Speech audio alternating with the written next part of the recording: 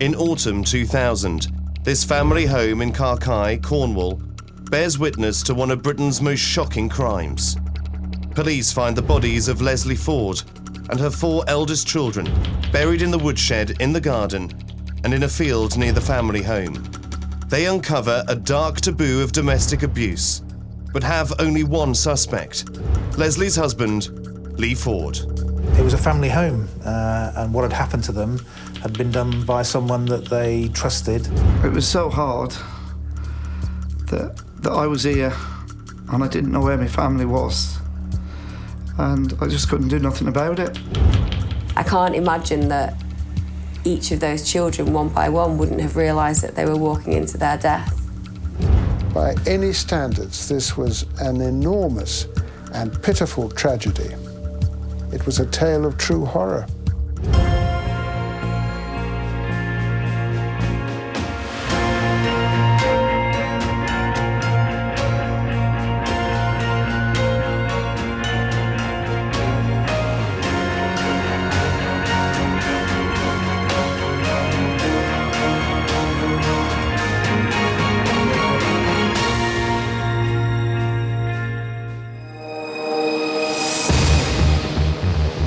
Britain's Darkest Taboos reveals the shocking, real stories behind the most horrific acts of familial crime, including prostitution. Kirsty was 2 people. As soon as she'd finished her shift in the parlour, she became the girl next door. Murder. He systematically, one by one, killed them. It was a tale of true horror. And incest. David, your daddy raped her. I was 12 and I just found out I was carrying my brother's baby.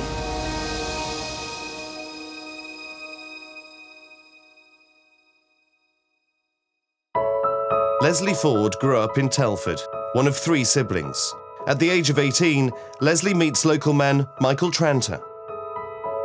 First met Lesley when I was going to work and I caught the bus in the village and Lesley was on that bus.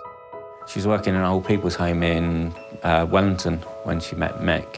One day we got off together and I walked her home. She was my first love.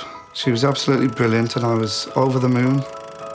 He's very nice, very pleasant, wonderful guy, really, at the time. I thought they were made for each other, really. Michael and Lesley move in together and get married, and soon she is expecting their first child. I was over the moon. It's something that I'd always wanted, and to have children with a lovely woman was absolutely, it made it for me. We used to say that she'd end up with a football team. She absolutely adored kids. Sarah Jane was born on the 10th of the 1st, 1983. A few months later, Lesley was pregnant again, and we had Anne-Marie. About a year and a half later, we'd had another baby, a baby boy, Stephen Paul, and within a year, Lesley became pregnant again with Craig Jonathan. They seem happy as pie. But having 4 young children so quickly puts pressure on the marriage. And within a year of Craig's birth, Michael moves out and they get divorced. I always thought that me and Lesley would be together for the rest of our lives.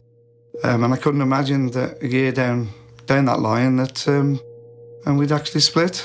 I was quite shocked when they split up because Michael and Lesley were, to me, the perfect couple. They got the kids, they had a house, loved each other, and everything looked fine.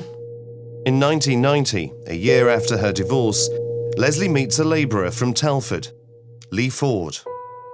He seemed very nice, pleasant. He was younger than her. Yeah, she seemed to be very excited at the time. But Michael and his family don't share Peter's feelings towards Ford. Lesley and Lee wouldn't have been a couple on paper. If you looked at Lesley, she was attractive, slim, nice person. Lee was gruff-shaven, scruffy, leather jacket, jeans, always the same clothes. You couldn't sort of have an everyday conversation. It was always interrupted by him saying something about him or showing me something of his. Forensic psychologist Dr. Keri Nixon works for Merseyside Police. profiling serious violent offenders in domestic homicide cases. She's been analysing Ford's behaviour for this programme. Ford started his relationship with Lesley. He made it very known very quickly that he didn't like any relationship with her previous partner, Michael. He would limit access to the children. He would stop her seeing Michael, and he basically wanted Michael out of their lives. That's very indicative of a violent control individual. They're very jealous of relationships with other men, very jealous of previous partners, and he basically was determined to push Michael out of their lives. It becomes clear that Ford doesn't want Michael around and makes it difficult for him to have access to his children. If he answered the door, it was always, they're not ready, they're not clothed, they've not had the breakfast, come back in an hour. I'd say it was him more than Lesley, trying to distance him as such from the kids. Shouting, swearing, saying Lesley said this and the children are not doing this and they can do this and can't do that. So I was a bit weary when he started being like that. We know that extreme jealousy is a risk factor in domestic abuse perpetrators, and therefore they like to think that their wife has never had a previous partner. And in this case, he had 4 reminders, 4 children daily reminding them, and Michael was a good father. Psychologist and family relationships expert Emma Kenny deals with access issues in her clinics. She's been looking into this case. Without consistent access, you can't have a consistent relationship and you can't see what's happening in the home. He doesn't want Michael judging what he's doing. Instead, he needs to alienate him, remove him from the family situation. Ford's aggressive nature is beginning to impact on his relationship with Lesley. She used to phone me and to tell me that Lee had been hitting her. Could you come up and get him out of the house? She'd be scared, crying. There was quite a few times when I had to go to Telford to her rescue, really, in some ways, and go up, and we used to kick him out. Then the next minute, she was giving him a key to let him back in, really. Lots of women and men in abusive situations do this because that person is very good at saying that it won't happen again. She may have felt like she didn't want to be alone. Who would want me? I've got all these children. This is a man who loves me even though he hurts me. All those things play through your mind. And even though the only thing you should really think about is, how do I make myself and my children safe? Things are never that linear. But Lesley seems to love Ford, and despite the violence, she marries him, and they have 2 children together. I think she could have done better for herself, really. She needed someone a lot better than that. She deserved it, really, because she was so nice and pleasant. She wouldn't hurt a hair on your head. But in 1995, after 5 years of marriage, Lesley decides enough is enough. Realising Ford is violent and dangerous, Lesley tries to escape. She takes all of the children and moves to Cornwall to be near her family and away from Ford. It's clear from Lesley's actions that she's scared. To move away without a forwarding address, to let nobody know where you're going, to take your children and uproot them straight away to avoid being in that area, suggests that you are terrified. You want to make a new start. You don't want anybody to know where your whereabouts are. You want to be safe. My head was all over the place, frantic, trying to find out where I could get a link to find them. But although Michael cannot find his children, Ford plots a way to track them down. He actually got in touch with Lesley's mum, posing as a solicitor, saying they wanted to know how and where the children were, and Lesley. When Lesley did actually try to break free from the relationship, he stalked her, all with the aim of getting her back. He would not allow her to leave him. And that's part of the control, but also that if I can't have you, nobody else is going to have you. You're not getting away from me. Lesley decides to give Ford another chance, but it's a decision that has grave consequences. Her chance of a new start and a better life for her and her children without her abusive husband has gone. Her fate, and the fate of her children, is now in his hands. This is a man who wants to be number one. For a stepdad to start a relationship with a stepdaughter is wrong. very wrong. The last time I spoke to Sarah Jane on the phone was unfortunately the last time that I'd spoke to any of my children.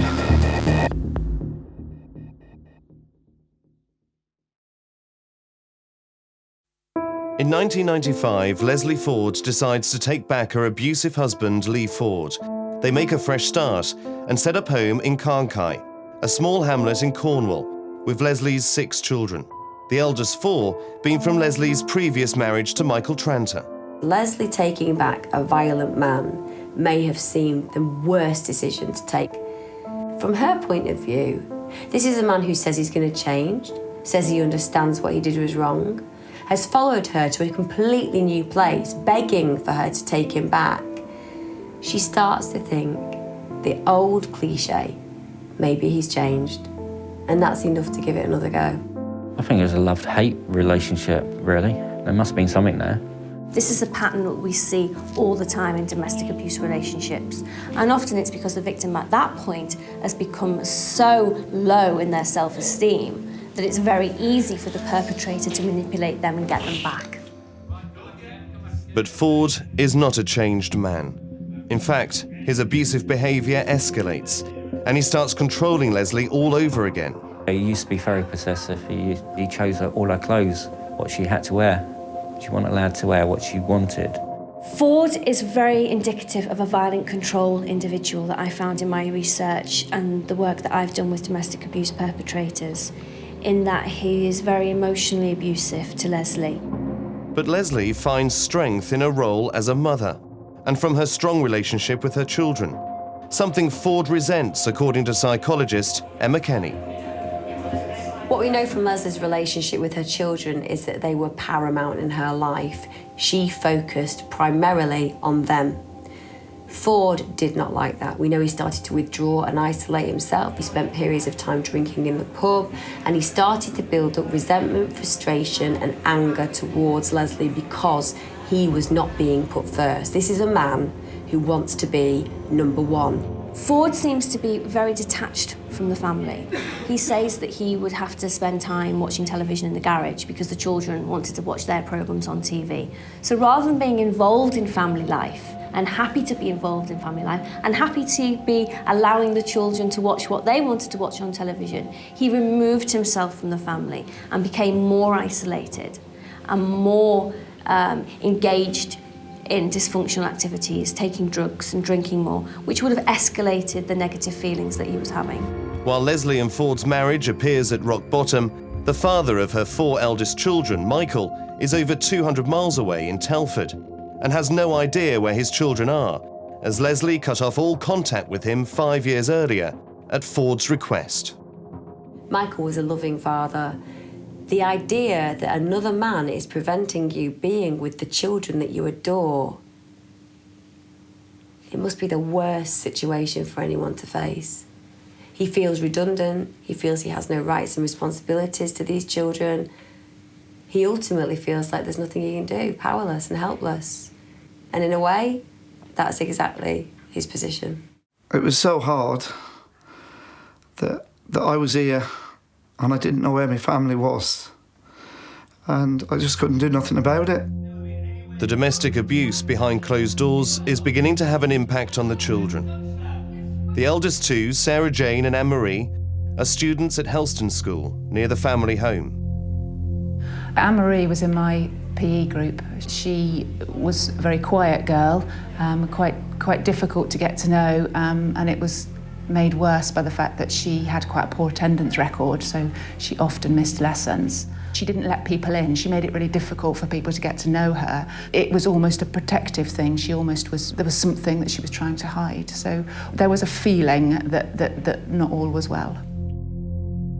And on visits to his sister's house, Peter picks up on the tension between Ford and the children. As soon as Lee had gone out of the room or out the house, and they'd be totally different. They'd be bubbly and laughing, joking, running around, jumping up and down and things, really, like normal kids should do.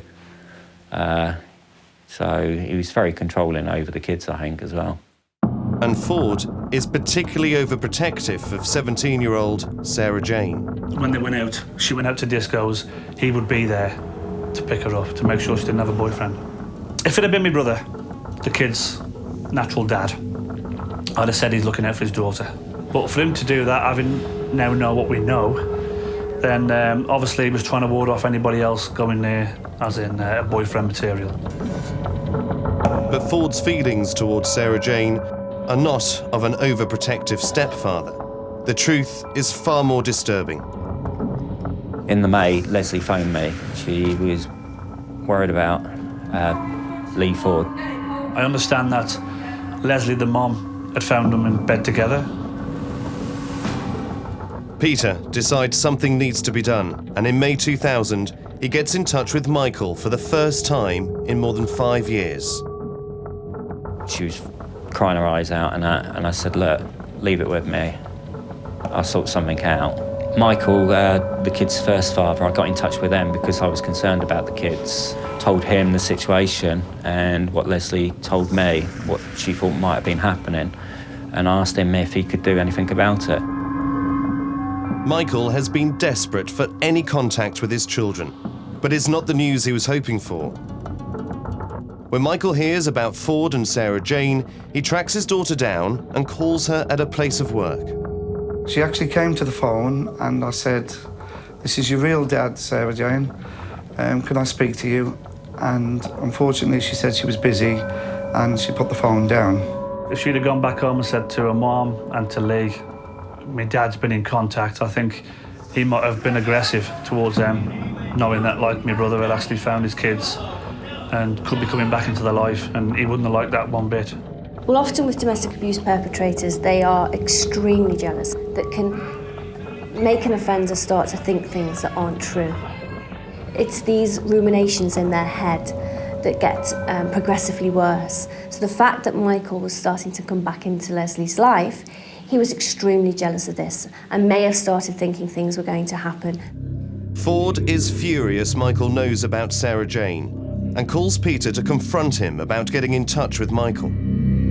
He was just angry. I think he probably was worried that people were going to look into him a bit more and see what was going on, I suppose. But despite Peter's intervention, Ford manages to convince Lesley all is not what it seems, and she gets a message to Michael telling him to back off. So they got in contact with me saying that Sarah Jane was a little bit down after the phone call, but everything was fine. There was no problems in the marriage. But Lesley's brother, Peter, is angry with his sister, as he doesn't believe Ford's explanation. I spoke to her that evening and I said, look, Lesley, you need to start thinking about the kids, the safety of the kids. The kids are going to get hurt next, and it's not fair. I never spoke to her after that. I wish I went in there and dragged her out and got her away from there. But it's hindsight, isn't it? It appears that Ford is having a sexual relationship with Sarah Jane, the stepdaughter he's been raising for more than 10 years. People have been saying that he was having an affair with my daughter, and I don't believe this happened. I was actually told that she was being abused. Sarah Jane wouldn't have done anything like that to her mum. It wasn't a one-to-one relationship, both together, you know, agreeing. I think it was one-sided. I still do. Sarah Jane was 17 at the time, and she'd been raised by Ford since she was 6 and 7. So therefore, she saw him as a stepfather, and that was an abuse of his relationship with her, an abuse of his power. He would have groomed Sarah Jane to embark in that relationship with him. So again, we know from the research that there's a clear correlation between child abuse and domestic abuse in homes. And here we have Ford as both a domestic abuse perpetrator and as an abuser against Sarah Jane. For a stepdad to start a relationship with a stepdaughter is wrong, very wrong. You should be there to protect the kids, not have sexual relationships with them. Makes me sick, you know. It shouldn't happen at all. For Michael, The realisation that he didn't have a chance to put a stop to this abuse of his daughter is too much to bear. The last time I spoke to Sarah Jane on the phone was unfortunately the last time that I'd spoke to any of my children.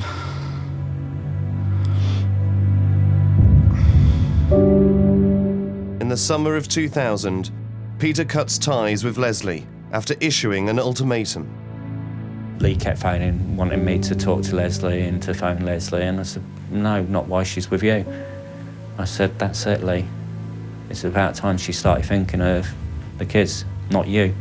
A few weeks later, in August 2000, Lesley decides to do something about what she saw.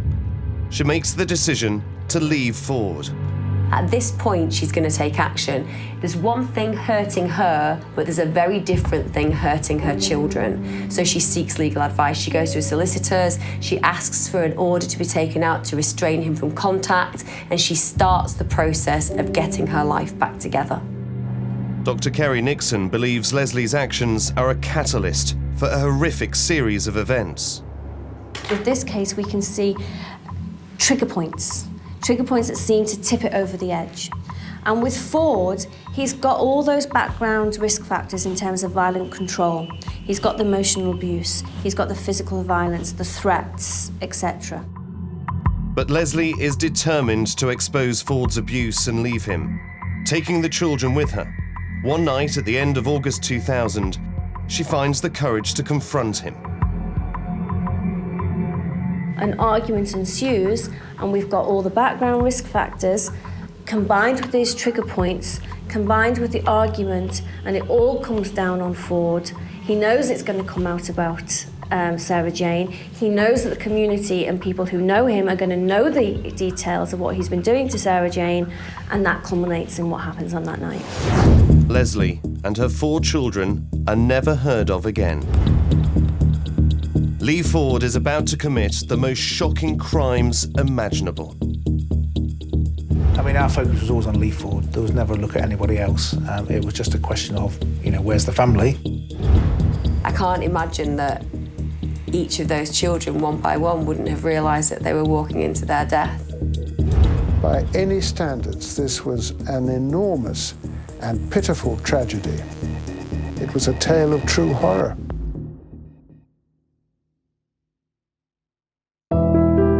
In late August 2000, Lesley Ford and her 4 eldest children go missing without a trace. A few weeks after they are last seen, Lesley's husband, Lee Ford, contacts Lesley's brother, Peter.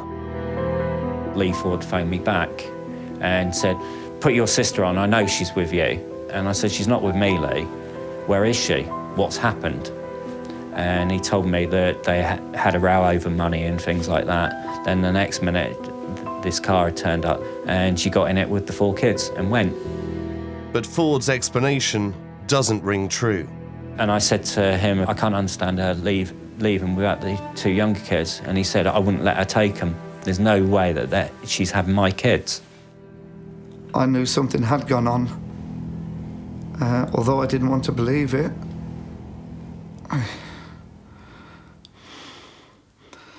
I did know something had happened. Peter fears the worst and contacts the police, who launch a missing persons investigation. Chris Borland of Devon and Cornwall Police was the senior investigating officer in the case. Once Lesley's brother had reported to the police and he was spoken to, there was an uncomfortable feeling leading to alarm bells ringing quite early. Michael's brother, Andrew, is convinced he knows what has happened to the family. I turned to my wife, and for some reason I'd said to her that Lee had killed the kids. My wife had said to me, you must be mad. And I said, no. I said, I've just got a feeling, and I just know that he'd killed the kids. Ford is desperate not to arouse any suspicion. He visits the children's school. The stepfather came into school to return all the school books. And a very close friend of mine, he brought the school books back to her, telling her that the mother had returned back to her home area in Telford with the children, had left him and gone back to her family. He'd cancelled a job centre appointment claiming the family had got food poisoning. He actually went to where Sarah Jane used to work at McDonald's and tried to cash her last paycheck. Dr. Keri Nixon believes Ford's behaviour shows a lack of concern over the disappearance of his wife and stepchildren. He gets in touch with an old girlfriend and tries to rekindle his relationship. He carries on living in the house with his children and appears to carry on as if nothing had happened. Again, that shows us how much he was in control of the situation. He was able to detach himself with what had happened and carry on with his life as normal. Whilst Ford plays the role of wronged husband, the police don't accept his version of events. I mean, our focus was always on Leigh Ford. There was never a look at anybody else. It was just a question of, where's the family?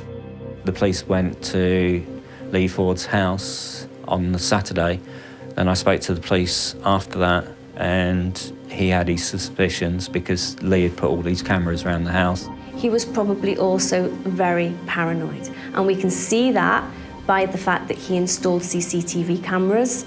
He was very paranoid of who was coming close to the house. He wanted to know who was actually visiting the property, so he obviously knew the net was closing in. The concerns started to raise quite quickly, and as time went on, I had a really uncomfortable feeling about it. Realising police are closing in, Ford takes his youngest two children to family members in Telford. Police issue a warrant for his arrest, and he's apprehended on his way back to Cornwall on October the 5th. I had a phone call from Nikki, my ex-wife, that Leigh had been arrested and the forensic team were going into the house. I knew what had happened then, really. I knew that she was dead and the kids.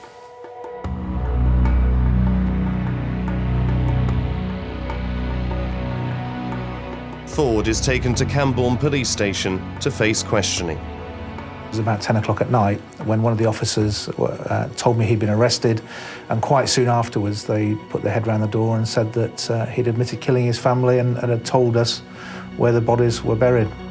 And I can remember when we were told the shock in the room that he'd actually admitted killing all his family. Peter's worst fears are about to become reality. They turned up and told us that he'd indicated that he'd killed him. Ford then told police where he'd buried the bodies. Nikki came out and told me that they found the first body.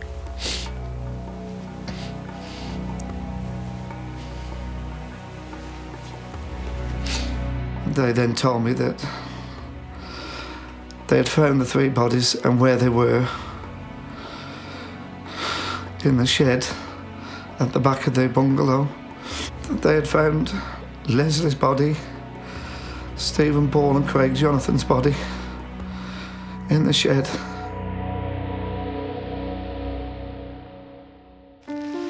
Fearing they'd be discovered in the garden, Ford dug up and moved the bodies of the two girls, Sarah Jane and Anne-Marie. He had in fact buried the bodies of his family under the woodshed in the garden at his home in Carnkai. He'd started a process then of digging those bodies up and had started to rebury them in a local farmer's field. I think he'd moved two of them before he then drove up country to take his other two children, the one that he was actually father to family members, and was on his way back down, probably to remove the rest of the bodies, when he was stopped by the police and he came into our custody. The fact that he was able to go back to the bodies and move them, again, shows further detachment from what he had done. In my mind, he was going to come back from Telford, go to Cornwall, dig up Lesley, the two boys, take them over to the field, bury them with the two girls. If that had happened, I don't think we've ever found them. Michael's 4 children have been brutally taken away from him. That's the thing that I live with now at the moment as well, that I had no contact, didn't know where they were, and I weren't there to help them when they needed me. Because obviously I would have been there and I could have kept them safe.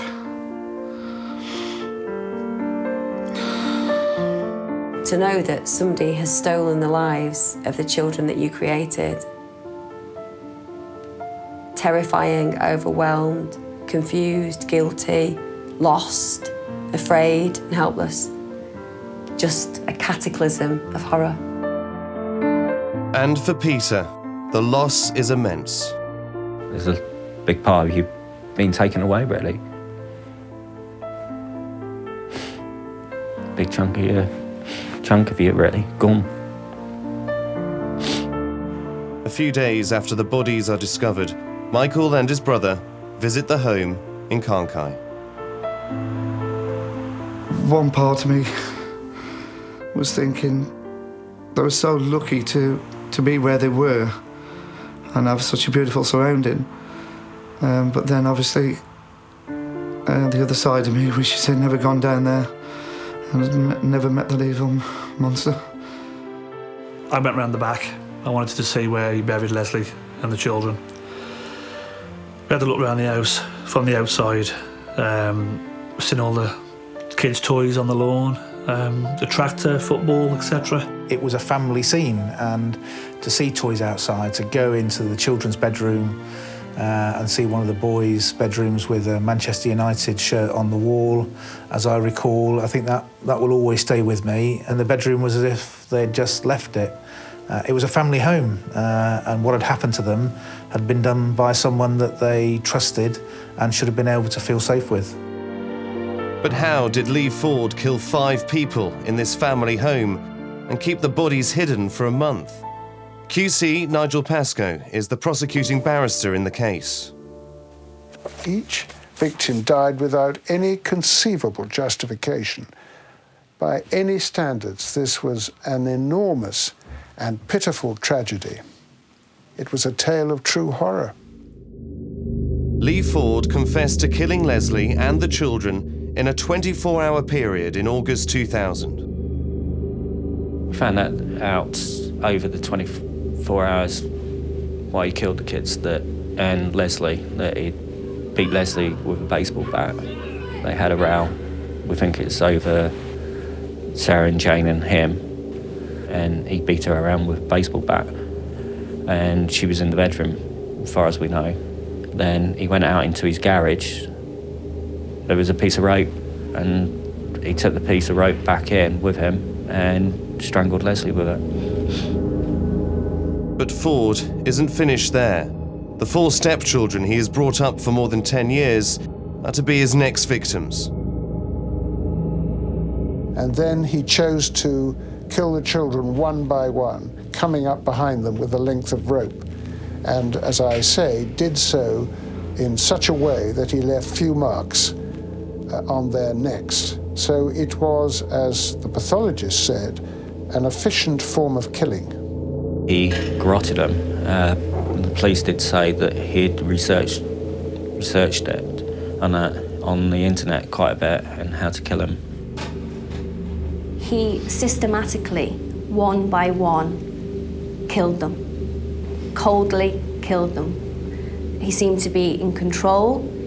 He'd gone outside after assaulting Lesley, and he went back in. And he did it one by one. And that's what's really important here. That suggests a great element of detachment and a lack of feeling. There wasn't a frenzied, emotional outburst of anger. He was very in control.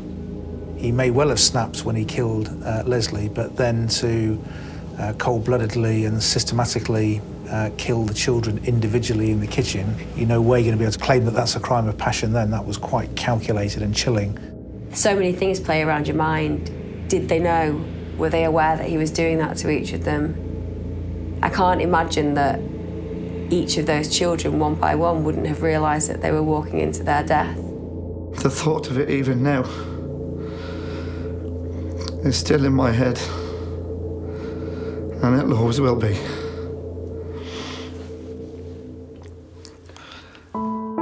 For those left behind, Ford's actions are impossible to understand.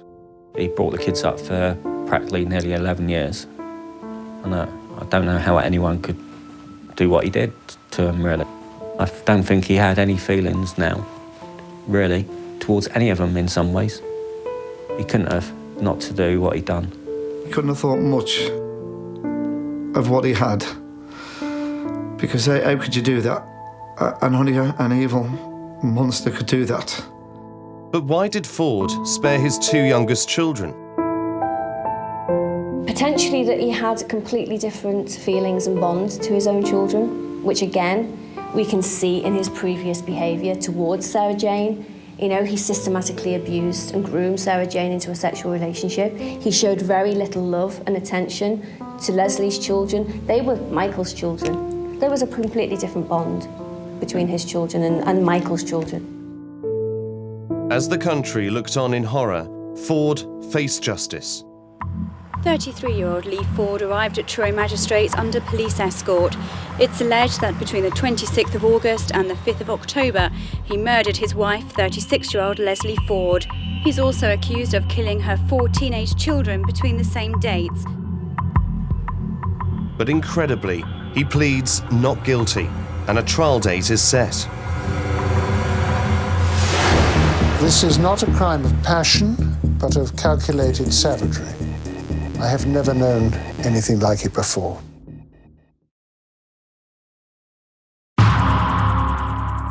In October 2000, Lee Ford is awaiting trial for the murder of his wife Lesley and his 4 stepchildren in the small hamlet of Carnkye, Cornwall. The horrific murders have a massive impact on the friends of the children.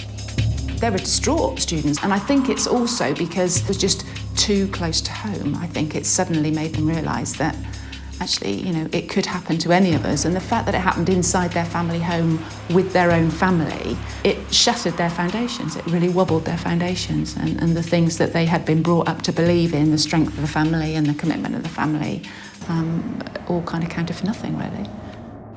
The school set up a book of condolence and a memorial garden for the children, and many attend Lesley Ford's memorial service held at Truro Cathedral. I carried the coffin, and that was the last thing I could do for her, really. She would have been proud to go to the cathedral, really. The kids got up and spoke from the school. It was very moving. They were always laughing and loved life. They cracked jokes. Stephen loved Eminem's music. I should miss them all greatly. It's a very emotional day, really. The 4 children are buried in Telford, near Michael and his family. The day of the funeral was horrible. Seeing the cars turn up with the 4 coffins. The first car had the bodies of Sarah Jane and Anne-Marie in it, and then the second car had Stephen Paul and Craig Jonathan. And I couldn't contemplate really that I was still here and my children weren't.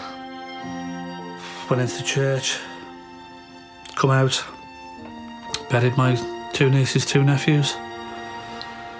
It's a shame we couldn't bury the mum with them, because she never left her side.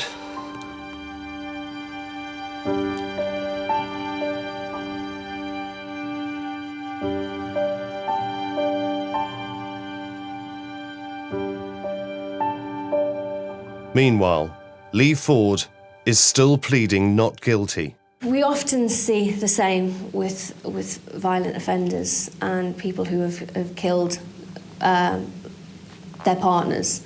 And it's often that they think they can get away with it. You know, he thought he could outsmart the police. In May 2001, at Bristol Crown Court, Lee Ford appears charged with 5 counts of murder. The prosecuting barrister is Nigel Pascoe QC.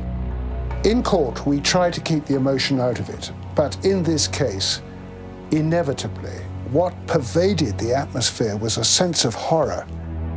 This is not a crime of passion, but of calculated savagery.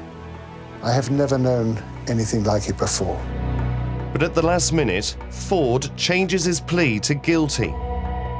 It's only when it came to the point of the trial, and that's probably because he then didn't want everybody to know exactly what had gone on. People do not usually plead guilty to murder. What it indicates is the defendant must have appreciated that there was no conceivable psychiatric defence, and accordingly he entered his plea. But Ford never provides police with an explanation for why he committed these heinous crimes. What we never ever got to was a motive as to why he'd done it.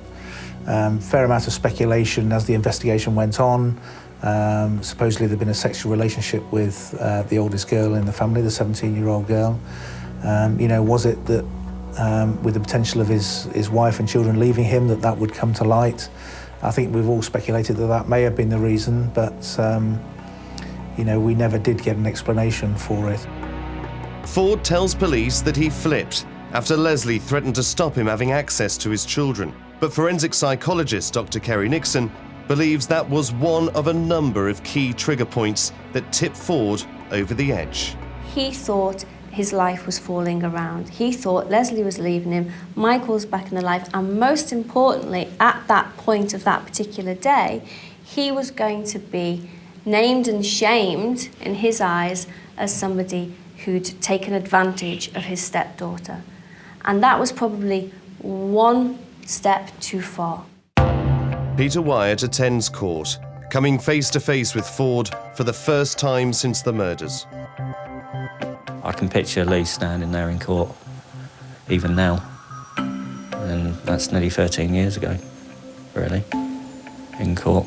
And he just looked straight ahead, didn't bat an eyelid, wasn't concerned, didn't seem to worry at all.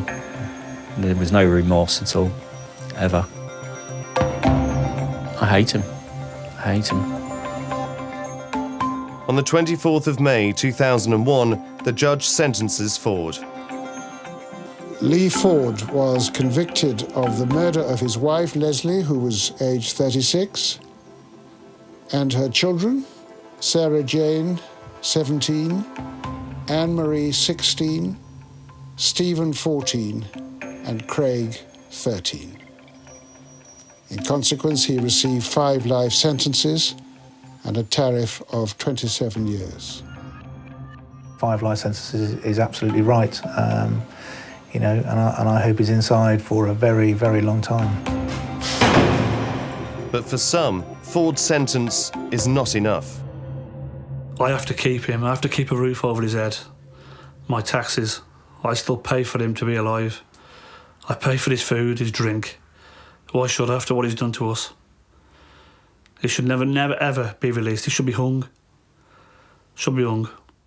For Nigel Pascoe QC, the harrowing events of this case still haunt him today. My heart goes out to the relatives who are left. It's impossible to understand how this must have affected them. But there isn't a single one of us involved in this case who does not regret the continuing anguish which they must suffer. This bastard has really torn my family away from me. I'm not the same person.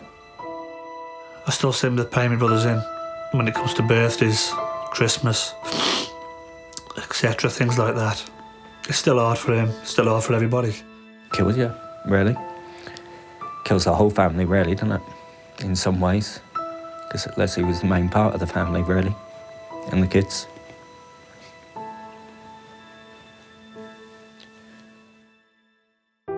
Those left behind will never forget the horror of what happened, but they get the strength to carry on from the relationships they have with their family.